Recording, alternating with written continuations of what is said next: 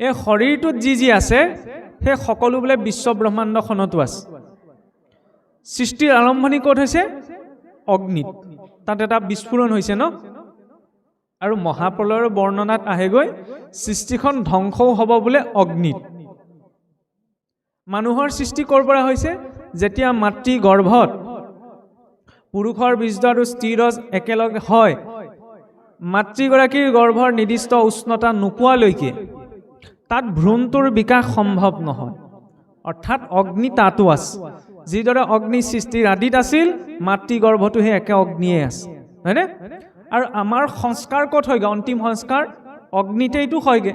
অগ্নিয়ে এটা পদাৰ্থক স্থূল সূক্ষ্ম দুটা ৰূপত ভাগ কৰি দিব পাৰে, হয়নে? আৰু আমি তামোল পাণটো ৱাগ কৰোঁ চাকি গছ জ্বলাইহে, হয়নে? চাকি গছ নজ্বলোৱাকৈ কোনেও তামোল পাণটো ৱাগ নকৰে। কিয়? আমি চাকি গছক গুৰুবন্তী বুলি কওঁ, আমি গুৰুবন্তী বুলি কওঁ, কিন্তু তাত সাক্ষী ৰূপত কোন আছে? অগ্নি। অগ্নিক ঈশ্বৰৰ নেত্ৰ বুলি কোৱা হৈছে। এতিয়া সৃষ্টিৰ বিকাশতে বিৰাট ব্ৰহ্মাণ্ডখন যেতিয়া প্ৰকট হ'ল, তাৰে এটা গ্ৰহ আমি পৃথিৱীত আছোঁ, নহয়নে? পৃথিৱীকে ধৰি 1000খন 9টা গ্ৰহেৰে আমাৰ সৌৰমণ্ডল গঠিত। বিজ্ঞানে যেনিবা 8টি কয়। এনেকুৱাতো এখন সৌৰজগত নাই। আমাৰ সূৰ্যটোতকৈ বহুত ডাঙৰ ডাঙৰ সৌৰজগত আছে। ইণ্টাৰেষ্টিং লাগেনে যে ভাগৱতত কেৱল বহি পেলাই হৰি কথা শুনি পেলাই কেৱল মুক্তিৰ কথাই দেখুওৱা হোৱা নাই, ইয়াত প্ৰত্যেকজন ব্যক্তিৰ জিজ্ঞাসা নিৰ্বাপন কৰা হৈছে। সেয়া লাগিলে জ্ঞান বিজ্ঞান তদংগ ৰহস্য আমি যি বুলিয়ে নকওঁ, হয়নে? যিজনে যি বিচাৰে সেই ধাৰাৰে ইয়াত সকলো বিষয় দিয়া হৈছে। এনেকুৱা হাজাৰ হাজাৰ সৌৰজগত লগ লাগিবলৈ এখন তাৰকা ৰাজ্য হয়। এনেকুৱা তাৰকা ৰাজ্যবিলাক লগ লাগি আমাৰ ভূলোক নামৰ ব্ৰহ্মাণ্ডখন গঠিত হৈছে। ভূলোকৰ তলত বোলে আৰু 7খন ব্ৰহ্মাণ্ড আছে। অতল, বিতল, সুতল, তলাতল, ৰসাতল আৰু পাতাল, হয়নে? ভূলোকৰ ওপৰত আৰু 7খন আছে বোলে। ভূলোক, সুৰলোক, মহৰলোক, জনলোক, তপলোক, সত্যলোক। হাতে হাতে মিলি বোলে 14খন ভুৱন সজ্জিত হৈ আছে। এইটো পেৰেলেল ইউনিভাৰ্চৰ কনচেপ্ট 19ৰ দশকৰহে। ভাগৱতে 1000 বছৰ আগৰ পৰা এই বিষয়ে তথ্য আমাক দি থৈছে। এতিয়া চাওক, গাঁও ঘৰত যেতিয়া কি হয়, আমিয়ে সৰুতে সেইটো গালি শুনিছিলোঁ। মায়ে যেতিয়া কিবা এটা খাবলৈ কয়, নাখাওঁ, প্ৰথম 2-3 বাৰ অকণমান মৰমত কয় আৰু খোৱা আহোন। যেতিয়া দেখে এইটো খুন চেলাই থাকিলে নহ'ব, এইটোৱে নাখায়, তেতিয়া কয় খালে খা, নহ'লে চৰৰ কোবত 14 ভুৱন দেখি যাবি। এনেকুৱা এটা গালি এটা আছে আমাৰ সমাজত, হয়নে? মাকসকলে ল'ৰা ছোৱালীক দিয়ে। গালিটিতো কি শব্দ এটা আছে, কি 14 ভুৱন, হয়নে? অসমীয়া মানুহৰ শক্তি চাওক। আজিকালি মহাকাশ বিজ্ঞানেও 14খন ব্ৰহ্মাণ্ডৰ কল্পনাই কৰিব পৰা নাই। অসমীয়া মাকে নিজৰ ল'ৰাটোক গালি পাওঁতে 14 ভুৱনৰ কথা কয়। ক'ৰ পৰা আহিল? এই 14খন ভুৱন সজ্জিত হৈ আছে। ভুৱন মানে কি? ব্ৰহ্মাণ্ড নহয় জানো? এই 14খন ব্ৰহ্মাণ্ডৰ ওপৰত এটা মায়াৰ আৱৰণ আছে। সেই মায়াৰ আৱৰণটোৰ অধিষ্ঠাত্ৰীয়ে হৈছে দেৱী দুৰ্গা। এতিয়া দুৰ্গা বুলি কৈ দিলে কিছুসকলে অকণমান নাকটো কুচাই দিয়ে, বুলিব এইজনে ভাগৱতৰ কথা কৈ পেলাই আকৌ দুৰ্গা কথা উলিয়ালে। মই দুৰ্গা পূজাৰ কথা ক'বলৈ যোৱা নাই। দুৰ্গা মানে কি বুজাইছে সেই কথাটো ক'বলৈ গৈছোঁ। দুৰ্গা শব্দটো ক'ৰ পৰা আহিছে? দুৰ্গৰ পৰা, হয়নে? আগতে যেনেকৈ ৰজাসকলে নিজৰ ৰাজ্যৰ সুৰক্ষাৰ নিমিত্তে দুৰ্গ নিৰ্মাণ কৰে, এই 14 ভুৱনত মায়াৰ আৱৰণটোৱে সুৰক্ষা দি আছে। সেইবাবেতো কয় মহাপুৰুষে ঘোষাত কিয় লিখিলে যে ব্ৰহ্মা আদি কৰি জীৱজত ৰাম ৰাম ৰাম ৰাম ৰাম মায়া সজ্জা মাজে আশ্ৰয় ঘুমতি যায়। যে সত্যলোকত বহি থকা ব্ৰহ্মাদেৱৰ পৰা পাতালৰ নাগগণলৈকে সকলো মায়াৰ সংসাৰতেই আছে, হয়নে? আৰু এনেকুৱা এটা পুঞ্জ নাই, এনেকুৱা অনন্ত কোটি পুঞ্জ বোলে মহাকাশত ব্যাপ্ত হৈ আছে। তাৰ ঊৰ্ধত আছে বৈকুণ্ঠ। ন তদ ভাসয়তে সূৰ্য ন শশাংক না পাৱকঃ ইয়দ গত্বা ন নিবৰ্তন্তে তদ্ধামং পৰমং মম। যে যি স্থানত চন্দ্ৰ সূৰ্যই পোহৰ দিয়াৰ কোনো প্ৰয়োজনীয়তা নাই, ঈশ্বৰৰ ব্ৰহ্মজ্যোতিৰে যি স্থান প্ৰকাশমান, যি স্থানলৈ জীৱ এবাৰ গ'লে আকৌ সংসাৰলৈ উভতিব নালাগে। আমি যিখন সৃষ্টিক দেখি আছোঁ, এইখন মাত্ৰ আমি জনাৰ মাত্ৰ 5% 95% আমাৰ ইন্দ্ৰিয় গ্ৰাহ্যৰ বাহিৰত আজি যিখন সৃষ্টিক আপুনি মই জানো, হয়নে? যাক বিজ্ঞানে ডাৰ্ক মেটাৰ আৰু ডাৰ্ক এনাৰ্জি বুলি কয়। বাৰু যাই হওক, এতিয়া সময়ও কৈছে অকণমান কথাখিনি চমুৱাম আৰু, নহয় জানো? কাৰণ সময়লৈ কথা আছে আৰু সকলে মনবিলাকলৈ মুখমণ্ডললৈ চাই বুজি পোৱা গৈছে। তাৰ পাছত সেই বৈকুণ্ঠৰ 7টি ভাগ, সেই 7টি ভাগৰ আৰ্হিত মহাপুৰুষে গাঁৱৰ নামঘৰত কি দিলে? 7 খলপীয়া সিংহাসনখন দিলে। তাৰে আধাৰত যেনিবা ঠাই সাপেক্ষে 2 খলপীয়া 3 খলপীয়া আসন স্থাপন কৰে, নহয়নে? কিয় দিলে? 7 খলপীয়া আসনখন তেতিয়াহ'লে ক'ৰ আৰ্হি? 14খন ব্ৰহ্মাণ্ডৰ বাহিৰৰ এখন ব্ৰহ্মাণ্ডৰ আৰ্হি। কিয় দিলে? যাতে দেখি পেলাই মনত পৰে জীৱ অন্তিম সময়ত তালৈকে উভতিব লাগিব। সেইবাবে মহাপুৰুষে এটি যোজনাত লিখিছে, বোলে বৈকুণ্ঠৰ পৰা আহোঁ একেলগে বাটত হেৰাল লগ, সত্যত এটা দাপৰত বিচাৰি কলিত পাইছোঁ লগ।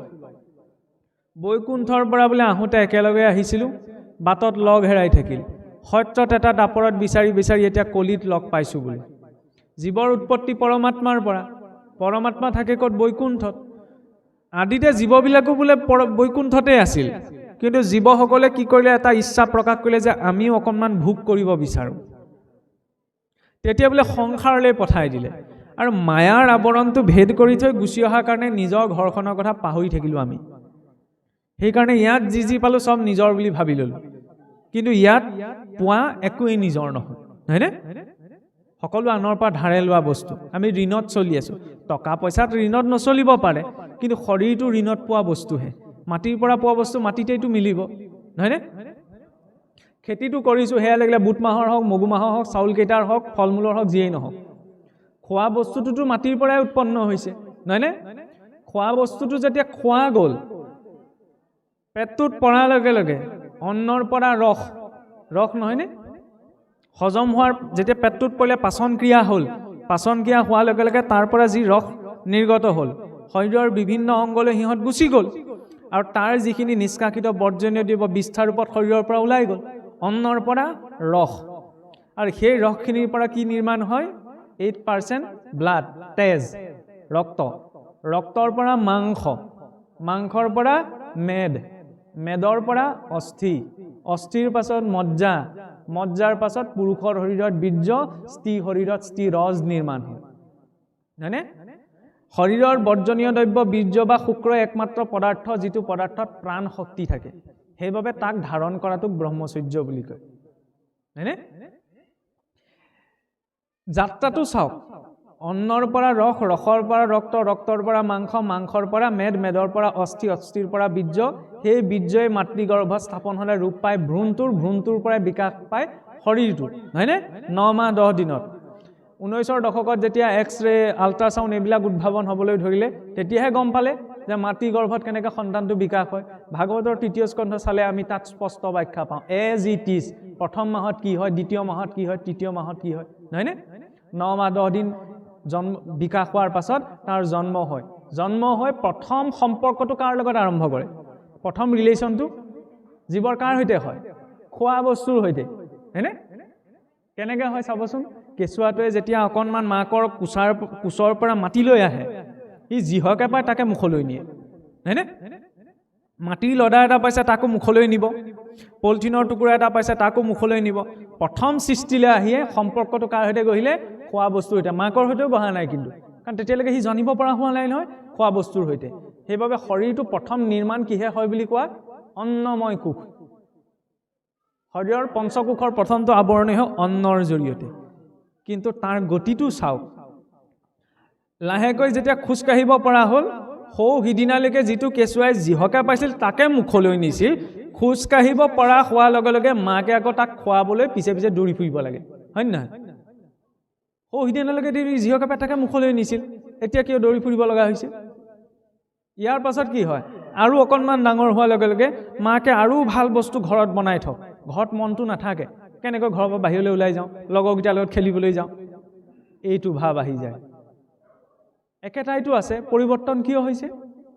এইটোকে শাস্ত্ৰত কোৱা হ'ল পঞ্চকোষ সিদ্ধান্ত বুলি। পূৰ্বতে সেইকাৰণে ষ্টেপ ৱাইজ সন্তানটোৰ পালন পোষণ হৈছিল।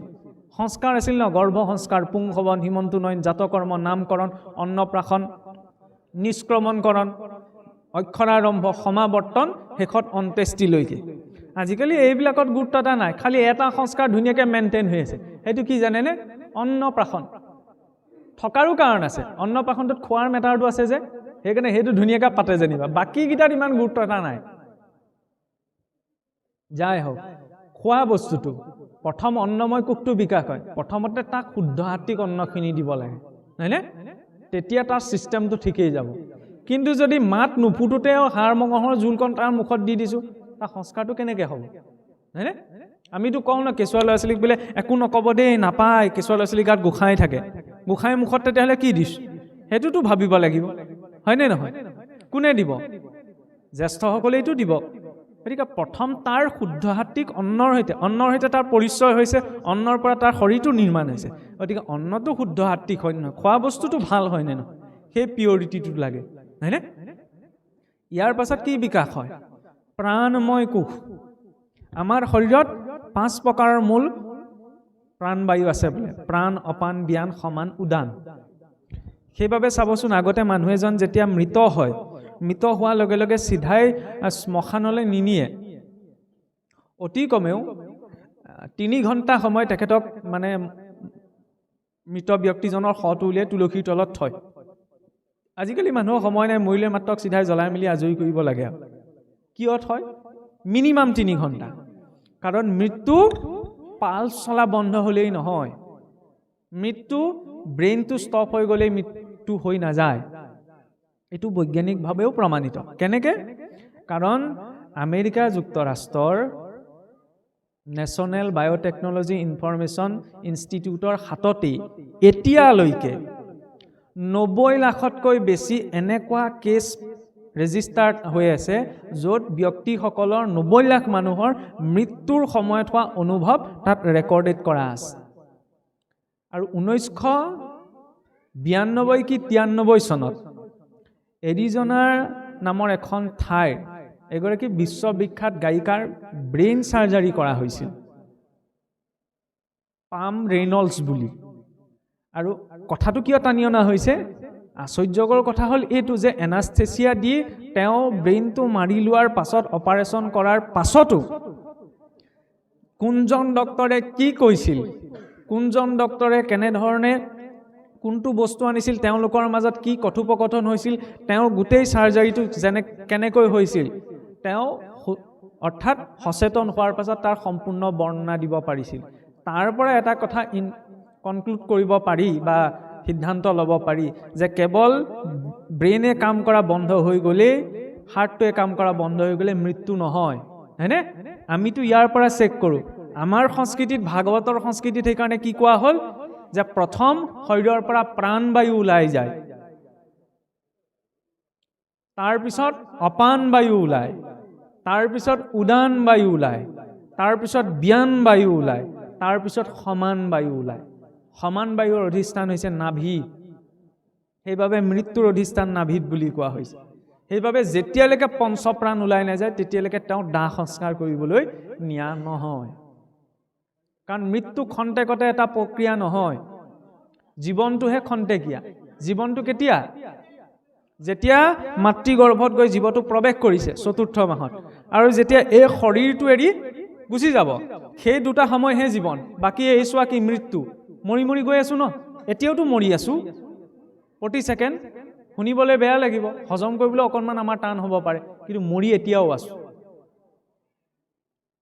কিন্তু এই মৃত্যুটোক মুক্তিলৈ ৰূপান্তৰ কৰিব পৰা হৈছে সাৰ্থকতা তাৰ কাৰণে সাংঘাতিক সাধনা বা উপাসনা কৰিব নালাগে তাৰ কাৰণে বুজিটো লাগে বুজি পাব লাগে যে এই সময়কণক মই কেনেকৈ প্ৰয়োগ কৰোঁ মানে খাই বৈ জীয়াই থকা এইটো কথাই কোৱা হোৱা নাই তেনেকৈতো বাকীবিলাকো আছে কিবা এটাতো বিশেষত্ব আছে ন বিশেষ গুণ কিবা এটা কোনোবাখিনিত দিয়া গৈছে সেইটো বুজি পোৱাটো প্ৰয়োজন ন এইটো কোনেও বুজাই নিদিয়ে যে আপোনাৰ জীৱনত কি বিশেষ পথটো নিজে আগবাঢ়িব লাগিব অলপ আগত পাঠে এটা কথা উল্লেখ কৰি থৈ গ'ল যে পৰ্বতসকলে যেহেন নকৰে সৰ্বঠাইত জলদান যেন জ্ঞানী গুৰু শিষ্যত নকহে সকলো গুপুত জ্ঞান পৰ্বতবিলাকে যিদৰে সকলো ঠাইতে জলদান নকৰে ঠিক তেনেদৰে জ্ঞানী গুৰুজনেও শিষ্যত সকলো গুপুত জ্ঞান নকয় কাৰণ কিয় যাত্ৰাটো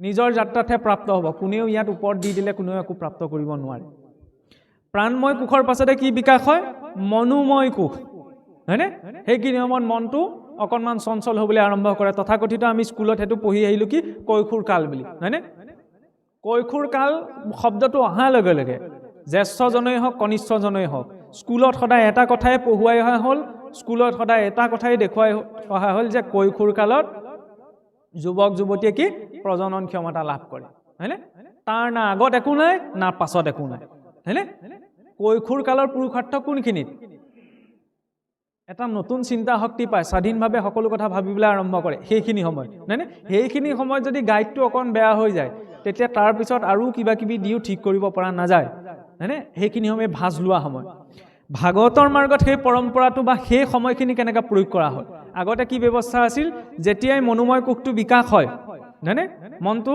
বিকাশ হ'বলৈ আৰম্ভ কৰে সেই কৈশোৰ অৱস্থা প্ৰাপ্ত কৰে গুৰু ঘৰত গৈ থৈ আহেগৈ আগতে গুৰুকুলৰ পৰম্পৰা আছিল আজিকালিতো নাই ন গতিকে এতিয়াতো আমি আকৌ গুৰুকুল বিচাৰি ক'তো যাব নোৱাৰোঁ বা তেনেকুৱা ব্যৱস্থা সহজতে নাই সেইখিনি সময়ত সেই শিশুটিক সেই বালকটিক সেই ছাত্ৰগৰাকীক সেই ছাত্ৰীগৰাকীক জীৱনটোৰ প্ৰতিটো অৱস্থাতে কেনেধৰণে চলিব তাৰ সম্পূৰ্ণ জ্ঞান গুৰুকুলত দিয়া হৈছিল হয়নে ব্ৰিটিছে আহি যেতিয়া এইখন ভাৰতত শাসন কৰিব বিচাৰিছিল যে ৰজাবিলাকৰ মাজত ইজনে সিজনৰ মতানৈক্য কৰি পেলাই ৰাজ্যবিলাক অধিকাৰ কৰি ল'লে কিন্তু কণ্ট্ৰল কৰিব পৰা নাছিল ভাৰতীয় মানুহবিলাকক আৰু তাৰ ওপৰত ছাৰ্ভে কৰিবলৈ যেতিয়া ব্ৰিটিছ এডুকেশ্যন মিনিষ্টাৰ লৰ্ড মেকলেক পঠিওৱা হৈছিল তেতিয়া লৰ্ড মেকলে ভিক্টোৰিয়ালে ৰিপৰ্ট লিখোঁতে তাত এটা কথা লিখিছিল যে ভাৰতীয় মানুহখিনিক আমি ব্ৰিটিছ চৰকাৰ অধীন কৰিবলৈ হ'লে এওঁলোকৰ শিক্ষা ব্যৱস্থাটো আমি আঁতৰাব লাগিব এওঁলোকৰ মন মগজুত এইটো ভৰাব লাগিব যে এওঁলোকে যিখিনি শিক্ষা ব্যৱস্থা পৰম্পৰা পালন কৰি আছে সেইখিনি আউটডেটেড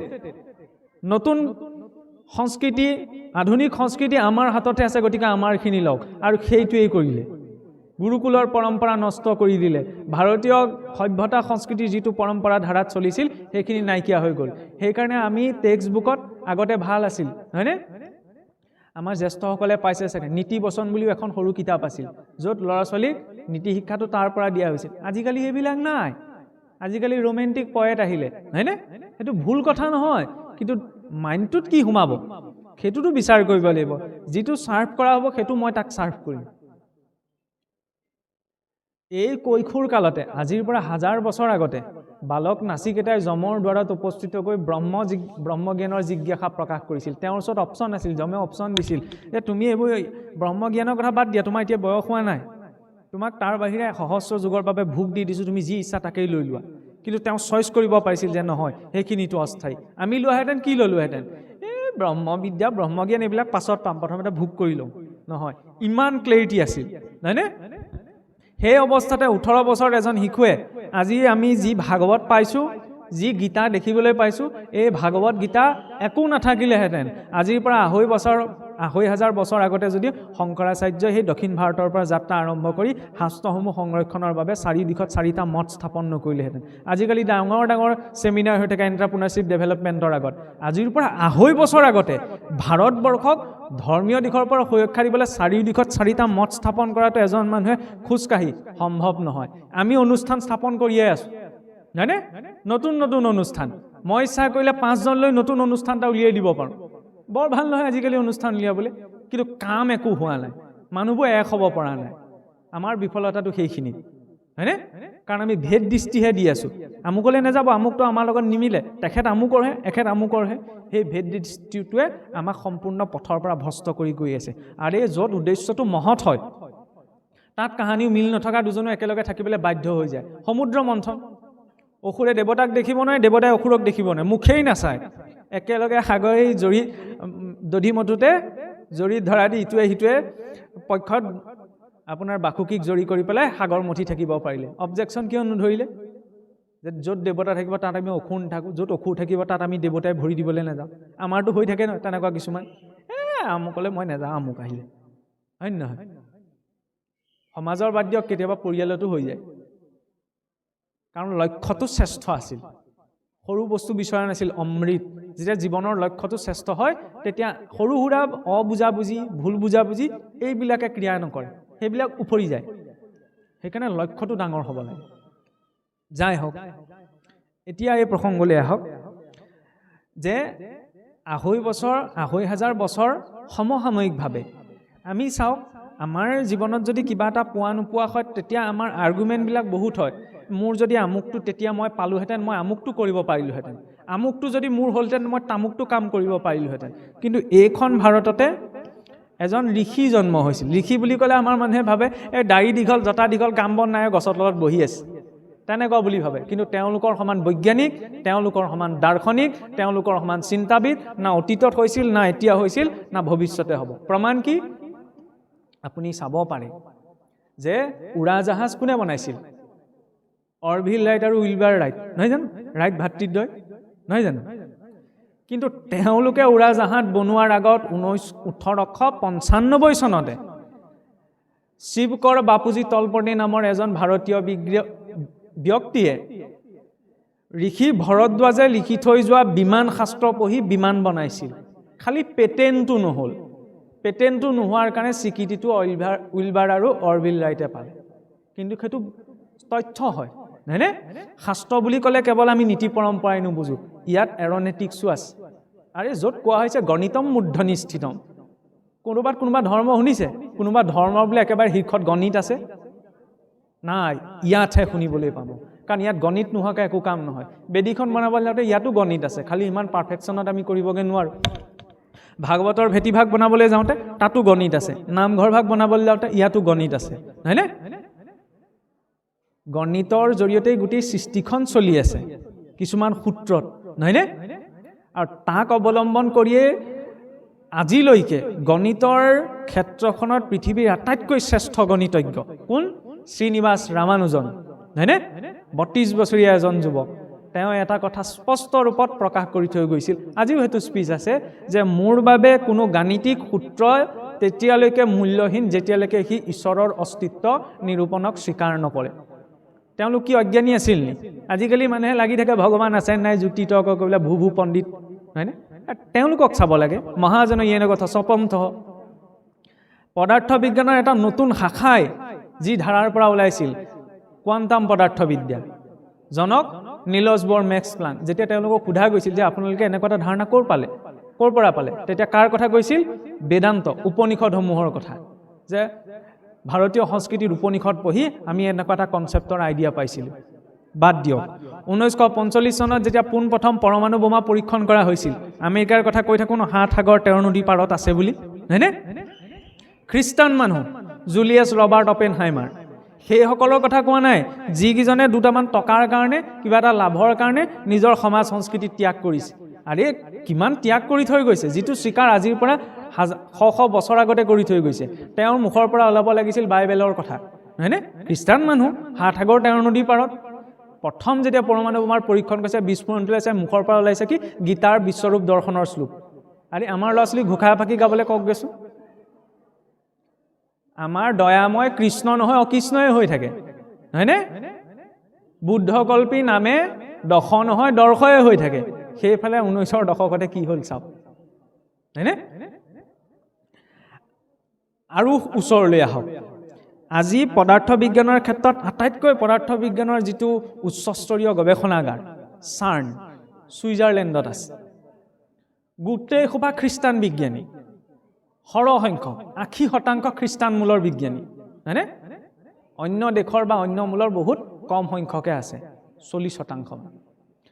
তাৰ সন্মুখত 12 ফুট 8 ফুট কি 9 ফুট মই সংখ্যাটো পাহৰি গৈছোঁ এটা নটৰাজৰ মূৰ্তি স্থাপন কৰা আছে মই ইয়াৰ কথা কৈ ভাগৱতৰ কথা কৈ মহাদেৱলৈ টানি লৈ যোৱা নাই কিছুসকলৰ মগজত এনেকুৱা ভাইৰাছ সোমাই থাকে বুলিব সেইফালে পুনাইছোঁ বুলি ভাবি লয় ইয়াত নহয় এই ইয়াতহে ক'ব যিটোত প্ৰচাৰ হৈ আছে এইটোত কৈ থাকিব কিয় কোৱা হৈছে ভাৰতীয় সংস্কৃতিৰ শিপাডাল কিমানলৈকে আছে চাওঁ তাত কাৰ্ল সেগান পদাৰ্থ বিজ্ঞানৰ এজন আধুনিক পদাৰ্থ বিজ্ঞানৰ এজন ষ্টিফেন হকিঙৰ পাছতে যাৰ নাম লোৱা যায় সেই নটৰাজৰ মূৰ্তিটো কিয় স্থাপন কৰা আছে যে নটৰাজৰ যিটো তাণ্ডৱ নৃত্য সেই তাণ্ডৱ নৃত্যটো অনুপৰমাণুৰ ভিতৰত হোৱাও এটা ৰিয়েকশ্যনৰ লগত তুলনা কৰি কসমিক ডেন্স অফ শিৱা বুলি তলত কোটেশ্যন এটা লিখা আছে গ্ৰীচ এথেন্সৰ সভ্যতা তাতোতকৈতো আগত হৈছিল বুলি কয় তেওঁলোকৰো কিবা প্ৰতীক ৰাখিব পাৰিলেহেঁতেন নাই ৰখা ন স্বীকাৰ কৰিছে হয়নে নহয় আৰু কাষলৈ আহক এতিয়া নিজৰ দেশখনলৈ নিজৰ আমাৰ অসম ৰাজ্যখনলৈ চাওক আজিৰ পৰা 500 বছৰ আগতে আজিকালিহে জয় গুৰু শংকৰ চবেই গুৰু একেই ভাগৱতো একেই ভাগৱত একেই বুলি অৱশ্যে ক'ব নোৱাৰি ভাগৱত বেলেগ বেলেগ হয়নে সব ভেজাল হৈ গ'ল সকলে জয় গুৰু শংকৰ বুলিয়ে কয় কিন্তু মতবিলাক বেলেগ বেলেগ ন হয়নে নহয় কিয় হ'বলৈ পালে যেতিয়া উদ্দেশ্যটো ভ্ৰষ্ট হ'ল সেই মহাপুৰুষে দিয়া সৰু কথা এটা মই কৈছোঁ যিটো কথালৈ আজিও আমাৰ সমাজত কেতিয়াবা ভুল বুজাবুজি আছে এই খোৱা বোৱা বিচাৰ বুলিয়ে কয় হয়নে খোৱা বোৱা বিচাৰ আছে হয় যিটো অন্ন বিচাৰ বুলি কয় নহয়নে অন্ন যিনো কিছু নকৰে বিচাৰ জাতি কুল ভৈল ভ্ৰষ্ট বৈষ্ণৱৰ বেশ ধৰিয়া ফুৰয় বেদ পথ কৰি নষ্ট এইখিনিতে এতিয়া আমি ৰৈ যাবলগীয়া হয় বোলে যিজনে অন্ন বিচাৰ নকৰে সেইজনৰ বোলে জাতি কুল পথ সকলো ধৰ্ম ভ্ৰষ্ট হয় কিয় ৰৈ যাব লগা হয় অন্ন বিচাৰ বুলি ক'লে এই আমুকৰ হাতে নাখাওঁ তামুকে বনাই দিলে নাখাওঁ আমুক তামুক এনেকুৱা এটা হৈ থাকে নহয়নে হেল্ল' এই কথাটো আমি ৰৈ যাবলগীয়া হয় বুলিব আহিলে এইবোৰ খোৱা বোৱা আমুকে চুই দিলে আমুক হ'ব তামুকে চুই দিলে তামুক হ'ব সেইকাৰণে ভকতীয়া সমাজখনত বহুতে গালিও পায় বৰ ভকত ওলাবলৈ আহিলে একেবাৰে আমুকৰ হাতে নাখায় তামুকৰ হাতে এনেকুৱা মিছকনচেপশ্যন এটা আছে সেইকাৰণে ভকতে আজিও গালি খাব লগা হয় এই কথাটো ভুল ধাৰণাৰ কাৰণে হয়নে ভকত বুলি ক'লে তেনেকুৱাকৈ এই আমুকে নাখায় শৰণীয়ে নাখায় তাতো অৱশ্যে কথা এটা আছে এনেকুৱা হয়নে নহয় মই কয় মোৰো কাণত পৰেহি সেইকাৰণে সুযোগ পাইছোঁ কাৰণে কৈ দিছোঁ যে অশৰণীয়া হ'লে তেওঁৰ হাতে বোলে একো খাব নাপায় বোলে একো নাখায় এনেকুৱা এটা অভিযোগ ভকতৰ সমাজখনলৈ বহু লোকে কৰে যে অশৰণীয়া হাতে একো নাখায় মই খোলাকৈ কৈছোঁ দেই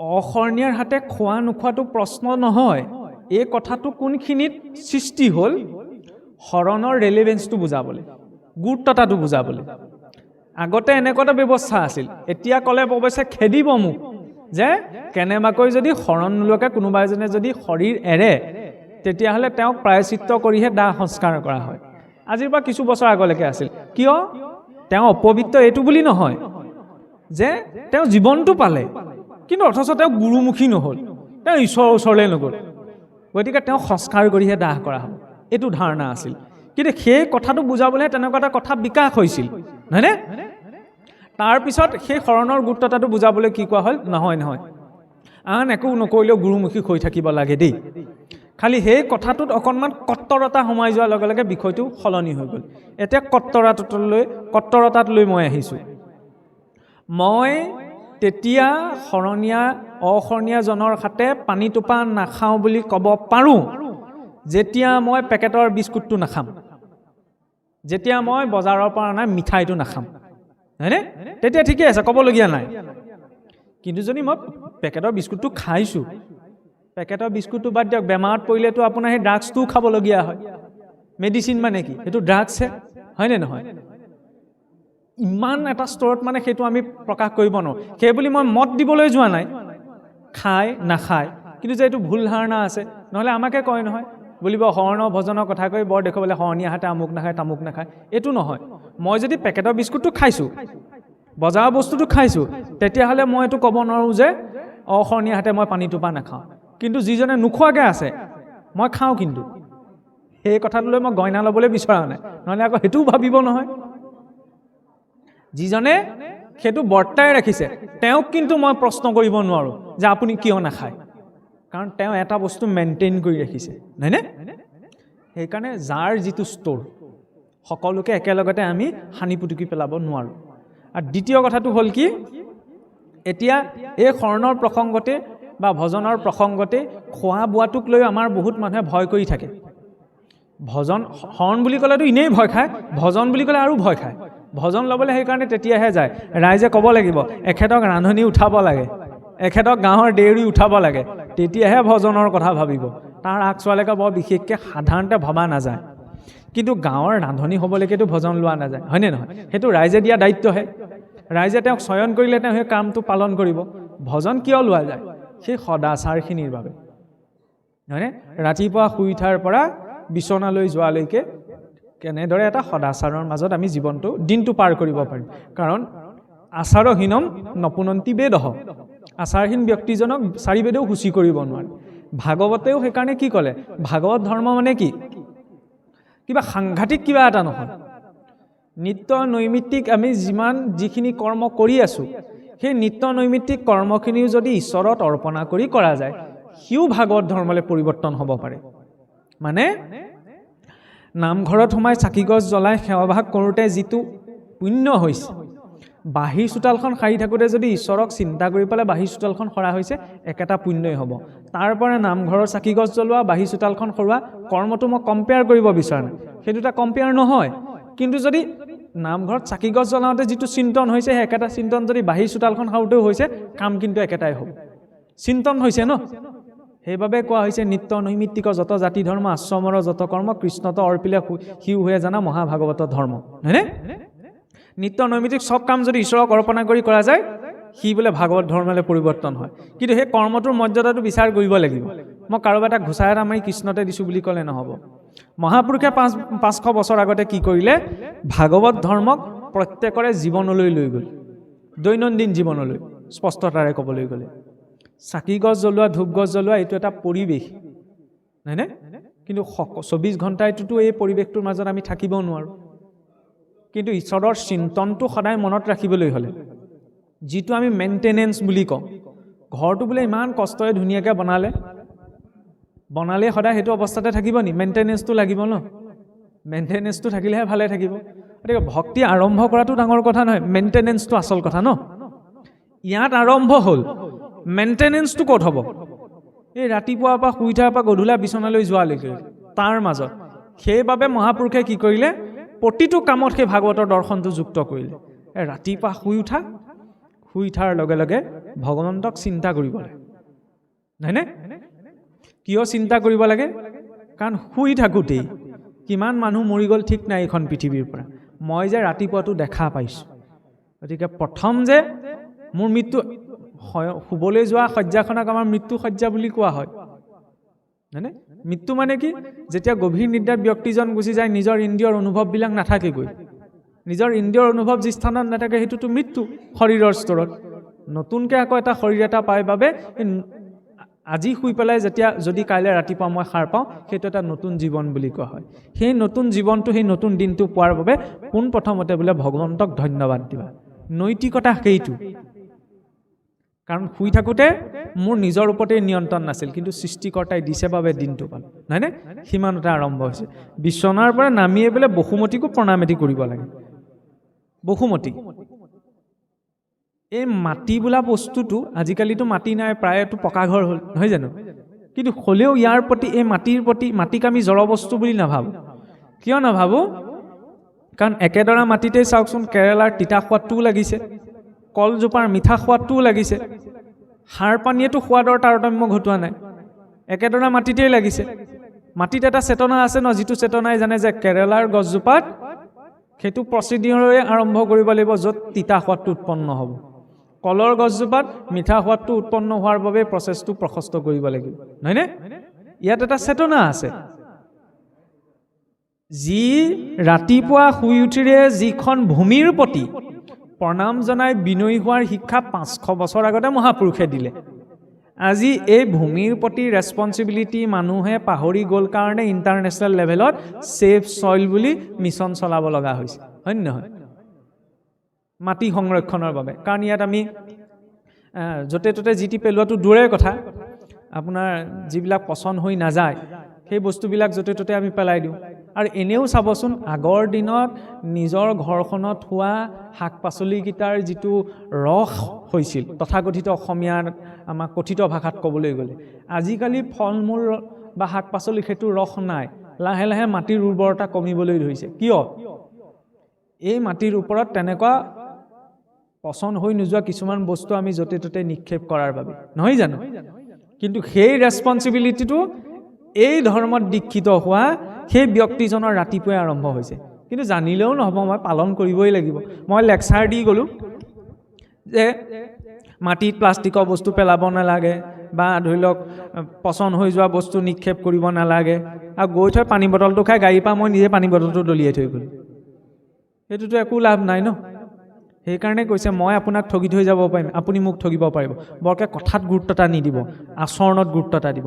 অচিন কাঠৰ থোৰা নলগাবা ন, অচিন কাঠৰ অসমীয়া মানুহে থোৰা নলগায় মোক চিনি পায় জানো মোক চিনি নাপায় আপোনালোকে ইউটিউবত দেখা সময়কণহে দেখিছে বা আজি সন্মুখত দেখিছে যেনি ইভাগে চিনি পায় জানো মই কি কৰোঁ কি নকৰোঁ নাজানে ন ব্যক্তিজনক জানি লোৱাটো প্ৰয়োজন নহ'লে আজিকালি ভুৱা DC ওলাইছে ভুৱা ডক্তৰ ওলাইছে আকৌ ধৰ্ম মাৰ্গত কি ভুৱা নাই নি ঢেৰ ভুৱা আছে নাজানি পেলাই পিল খাবলৈ আহিলে বিপদ হ'ব হয়নে তাৰ পৰা ব্যক্তি বিচাৰৰ কথা জনা নাই ব্যক্তিজনক জনাটো প্ৰয়োজন জানিলেহে গম পোৱা যায় আৰু যাই হওক ৰাতিপুৱা শুই উঠিয়ে কি কৰে বসুমতীলে সেৱাটো জনাই বিচনাখনৰ পৰা উঠি যাবা সেইটো এটা বিনয়ী ভাৱ কিছুসকলে আকৌতো পুনাই থৈ দিব এইটো বোলে বসুমতী আনৰ দেৱী সেৱাৰ কথা কৈছে মূৰ্খ নি বাৰু প্ৰকৃতিৰ বস্তু এটাৰ প্ৰতি সন্মান অৰ্পণ কৰাটো সেইটো আনৰ দেৱী পূজা হ'ল কিছুসকলৰ মূৰত ভাইৰাছ এটা সোমাই আছে তেনেকুৱা সেইসকলে মানে তেনেকৈ কথা কিছুমান কয়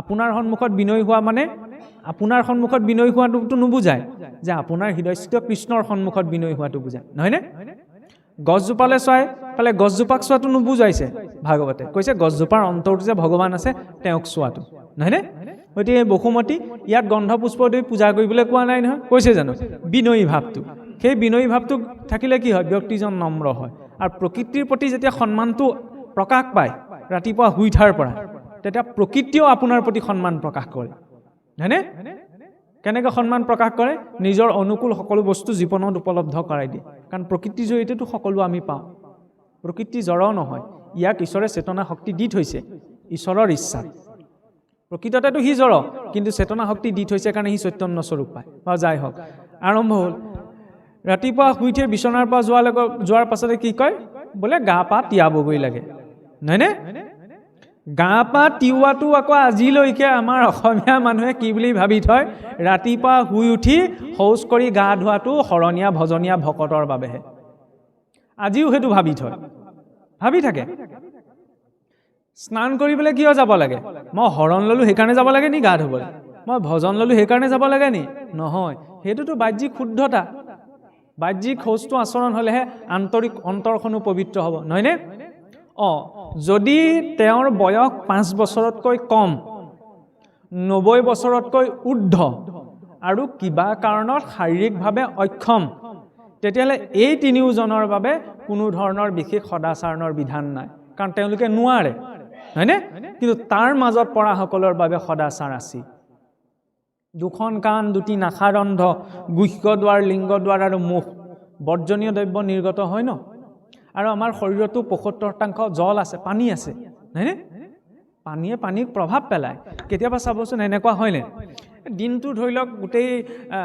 ঘৰৰ পৰা বাহিৰত বোলে ঘূৰি ফুৰিলে বা কামৰ জেগাত থাকিলে আহি পেলাই যেতিয়া মুখ হাতকেইটা ধুই দিয়ে বা গাটোত পানীখিনি ঢালি দিয়ে ফ্ৰেছ লাগেনে কিয় লাগে কাৰণ বাহিৰৰ জলে ভিতৰত থকা জলক প্ৰভাৱ পেলায় ব্যক্তিজনক শান্ত কৰে হয়নে মুখখন দিলেও ভাল লাগে সেইবাবে ৰাতিপুৱা শুই উঠিয়ে কেৱল ফ্ৰেছ হ'বলৈ নহয় অন্তৰ মনটো শুদ্ধ কৰিবলৈ সেই শৌচাচাৰলৈ যোৱাটো প্ৰয়োজন নহয়নে শৌচাচাৰ কৰি আহিলে গা পা ধুই অহাৰ পিছত আগতে মানে কি এইটো ব্যৱস্থা আছিল মাটি পানী লোৱাৰ এটা বিধান দিয়ে সদাচাৰত বোলে শৌচ কৰিবলৈ গৈ হাত পাত মাটিৰে ধুব লাগে নহয়নে এইটো অদৰকাৰী চিন্তা আছিল সিদিনালৈকে বোলে ধুবলৈ একো বস্তুৰে মাটিয়েনো গা পা ধুৱেনে মাটিয়েনো হাত ধুৱেনে এতিয়া প্ৰব্লেম কি হ'ল আমাৰ যে চাবোনবিলাক ওলাইছে ডিটাৰজেণ্টবিলাক ওলাইছে তাত যিবিলাক কেমিকেল হিউজ এমাউণ্টত ইউজ কৰা হৈছে মানুহৰ স্কিন ডিজিজ হ'বলৈ ছালৰ বেমাৰ হ'বলৈ আৰম্ভ কৰিছে নহয়নে স্কিন কেঞ্চাৰ হ'বলৈ আৰম্ভ কৰিছে আৰু সেইকাৰণে জাপানত এতিয়া নতুনকৈ ওলাইছে কি যে যিটো আমি তথাকথিত প্ৰপাৰ শব্দটোতো বিচাৰি পোৱা নাই আলতীয়া মাটি বুলিয়ে কৈছোঁ লিকটীয়া টাইপ মাটি সেই মাটিটোৰ পৰা চাবোন বনোৱা মাটিৰ বনোৱা চাবোনে গা পা ধোৱা স্কিনৰ কাৰণে কোনো ইফেক্ট নকৰে বা ছালত কোনো বেয়া প্ৰভাৱ নেপেলায় আজিৰ পৰা 500 বছৰ আগতে মহাপুৰুষে কৈছিল গা পা ধুবলৈ যাওঁতে মাটি পানীৰে গাটো ধুবা মাটি পানী লৈ পেলাই হাতখন ধুবা নহয়নে সকলোৱে সেইটো সম্ভৱ নহ'বও পাৰে কিন্তু বস্তুটোৰ গুৰুত্বতা আছে সেইটোক আমি আউটডেটেড বুলি কৈ দিব নোৱাৰোঁ নহয়নে মাটি পানী কোনোবাই লৈছে নলৈছে মই সেইটো ক'বলৈ যোৱা নাই কিন্তু মাটি পানী লোৱা সেই সৰু কথাটো ইমান যে বৈজ্ঞানিক পূৰ্ণতা আছে সেইটো 500 বছৰ আগতেই দিয়া হৈছিল নহয়নে তাৰ পৰা আহি পেলাই গোসাঁই ঘৰত চুক এটাই শক লাগিল সকলোৱে সম্ভৱ নহ'ব পাৰে ধুনীয়াকৈ ধৰি লওক গোঁসাই ঘৰ ভাগ বনাই লোৱা, নহয়নে? সেইকাৰণে চুক এটাও লাগে। চুকটোত গৈ পেলাই ধূপ এডাল, চাকি এগছ বা দিব নোৱাৰিলে অন্তৰ্মনিও ঈশ্বৰৰ ওচৰত কৃতজ্ঞতা প্ৰকাশ কৰা। বোলে এই শ্ব'ফটো কিয় কৰিব লাগিছে? আজিকালি আকৌ কিছুসকল সেইটোও প্ৰব্লেম। আমি বোলে ইমান শ্ব'ফ নকৰোঁ, দেখুৱাই ভক্তি নকৰোঁ, মনৰ ভক্তিটোহে আচল, হয়নে নহয়? হয়ো হয়, মনৰ ভক্তিটোহে আচল। নামঘৰলৈ কিয় যাব লাগিছে? গোঁসাই ঘৰলৈ কিয় যাব লাগিছে? ইমান দেখুৱাই পেলাই কিয় ধুতি নীতি দেখুৱাব লাগিছে? আচল কথাটো মনৰ ভক্তিটোহে। ভুল কথা। ঈশ্বৰে খোজকাঢ়ি পেলাই এটা ঠেং দিয়া নাই নহয়, দুটা ঠেং দিছে। দুইটাই সমানে যাব লাগিব, বেলেঞ্চটো লাগিব, নহয়নে? দেখাচাৰ আৰু লুকাচাৰ দুটা আছে। মই সৰু কথা এটা কৈছোঁ, আমাৰ সমাজত এটা পৰম্পৰা আছে কি, বিবাহিত আইগৰাকীয়ে স্বামীৰ আয়ুস ৰেখাৰ ওপৰত শিৰৰ সেন্দুৰ কণ লয়, নহয়নে? এতিয়া যদি এনেকুৱা কথা এটা কোনোবাই কয়, মই তেওঁক মনৰ পৰা স্বামী বুলি ভাবোঁ নহয়, ফুটটো নল'লেও হ'ব। সহজতে আমি সমাজত সেইটো কথা মানি ল'ম জানো? নলওঁ ন। বা তেওঁতো এইটো নকয়, ফুটটো কিয় লয়? কাৰণ তেওঁ মনৰ পৰাও তেওঁক স্বামী বুলি ভাবিছে আৰু তেওঁৰ প্ৰতীকী হিচাপত কপালৰ ফুটটো লৈছে, নহয়নে? দেখাচাৰ আৰু লুকাচাৰ। ঠিক তেনেদৰে ভগৱান সকলোতে আছে, সকলোতে আমি বিচাৰিবগৈ নোৱাৰোঁ। আমাৰ চেতনাটো ইমান হাই লেভেলত নাই। আমি মানুহৰ ভিতৰত মানুহক নেদেখোঁ, আকৌ মানুহৰ ভিতৰত হৰিক কেনেকৈ দেখিম? এইটো পৰ্যায়ত সেইবাবে এটা নিৰ্দিষ্ট স্থানলৈ যোৱা প্ৰয়োজন। চকাটো পামচাৰ হ'লে বায়ুমণ্ডলৰ পৰা বায়ুলৈ ভৰাই দিব নোৱাৰোঁ নহয়, চবতে বায়ু আছে, আপোনাৰ পাম্পিং ষ্টেচনলৈ নগ'লেও হ'ব, এইটোতো কৰিব নোৱাৰি ন। ভগৱান সকলোতে আছে, কিন্তু আমি ইমান শুদ্ধ নহয় যে চবতে আমি তেওঁক দেখা পাম, অনুভৱ কৰিম। সেইকাৰণে এটা স্পেচিফিক স্থানলৈ যোৱাৰ প্ৰয়োজন। সেইটো আমাৰ নিজ ঘৰৰ গোঁসাই ঘৰ হ'ব পাৰে, গাঁৱৰ নামঘৰ হ'ব পাৰে, বা অন্য কোনোবা ৰাজহুৱা ঈশ্বৰ উপাসনাৰ স্থানো হ'ব পাৰে। তালৈ সেইবাবে যাব লাগে, গৈ পেলাই যাতে এটা অৰ্গেনাইজ ফৰ্মত আমি সেই ঈশ্বৰক উপাসনা কৰোঁ, তেওঁৰ সন্মুখত কৃতজ্ঞ হওঁ, নহয়নে? সেইবাবেই যাব লাগে। নামঘৰলৈ অহা দায়িত্বটো এইটো নহয়, এইটোতো ধৰি লওক আজি বছৰেকীয়া অনুষ্ঠান বা ধৰি লওক ৰাইজে সকলোৱে সমবেত হৈ পতা অনুষ্ঠান বুলি ধৰিছোঁ, নহয়নে? প্ৰত্যেকজন গাঁৱৰ যদি প্ৰত্যেকজন অসমীয়াই এইটো ব্যৱস্থা কৰি লয় যে দিনটোৰ এটা দিন, মাহেকৰ এটা দিন, বোলে গাঁৱত 100 ঘৰ মানুহ আছে, প্ৰত্যেক ঘৰ মানুহৰ কোনোবা এজন দুজন যিকেইজন ফ্ৰী থাকে বন্ধ এটা দিনত নামঘৰত শ্ৰমদান কৰিব। সেইটো হৈছে আচল সেৱা। এইটো আশা কৰি বহি থকাটো নহয় যে নামঘৰী এজন আছে নামঘৰীয়ে কৰিব, নহয়। বাকীসকলৰ পৰা এইটো শিকিবলগীয়া। খ্ৰীষ্টানসকল তেনেকৈ যায়, মুছলিমসকল তেনেকৈ যায়, আমাৰ মানুহ কিয় নাহে? দায়িত্বত থকা কেইজনৰ কৰাটো নহয় নহয়, বাকীসকলো যোগদান লাগিব। তাৰ অৰ্থ এইটোও কোৱা নাই যে কোনোবা আহিবলৈ মই ইয়াত কিবা সিদ্ধান্ত দিছোঁ যে আহক, নহয়। সেই ভাৱটোতো লাগিব, কাৰণ নিজৰ অনুষ্ঠান। আজিৰ পৰা শ বছৰ আগতে উপাসনাৰ স্থলীখন আমাক দি থৈ গ'ল, সন্মুখত সিংহাসন। কাইলৈ যাতে আনৰ আগত আমি ক'ব পাৰোঁ, আমি যাক বহুৱাই উপাসনা কৰোঁ সেই 7খলপীয়া আসনখন 14খন ব্ৰহ্মাণ্ডৰ বাহিৰৰ এখন ব্ৰহ্মাণ্ডৰ কল্পনা। কাৰোবাৰ শক্তি আছে কোনোবাই ডিনাই কৰি দেখুৱাৰ এই কনচেপ্টটো ভুল বুলি? কল্পনা বুলি ক'লেও কিমান উচ্চস্তৰীয় কল্পনা, নহয়নে? গৌৰৱটো সেইখিনিত হয়, সেইখিনিত লাগে যে সগৌৰৱে ভক্তিত আগবাঢ়া।